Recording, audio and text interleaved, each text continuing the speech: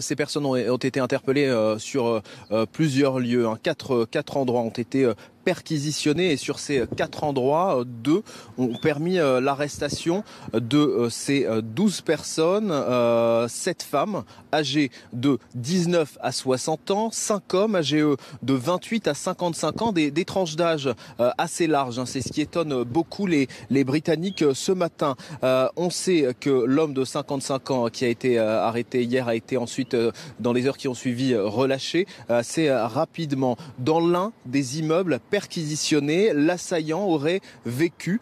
C'est ce que les autorités précisent. Alors d'après des témoins sur place, il aurait été marié avec 2 enfants. Il aurait posé quelques questions à des voisins possédant des camionnettes, notamment l'un d'entre eux qui a raconté à la presse britannique lui avoir parlé, avoir été interrogé par l'un de ses assaillants, aujourd'hui mort, abattu par la police. Il lui aurait demandé comment conduire une voiture automatique, comment conduire une camionnette automatique, combien cela coûte, comment fait-on pour s'en procurer une. Ce sont des renseignements des questions qui lui ont été posées. Alors on sait qu'un autre raid de la police a eu lieu près de East Ham hier après-midi. Theresa May, elle, a déclaré cela suffit, des mesures plus sévères seront prises pour toute personne en lien avec des connexions extrémistes. On sait que les enquêteurs tentent de déterminer dans les plus brefs délais, c'est vraiment leur priorité, dans les plus brefs délais, s'il s'agit d'un réseau.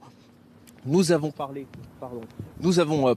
à un policier il y a quelques minutes qui nous a expliqué que les effectifs de police sont de moins en moins importants. C'est un policier londonien qui travaille depuis plus de 10 ans sur place et il déplorait le fait que les présences policières soient de moins en moins importantes. Alors est-ce que Theresa May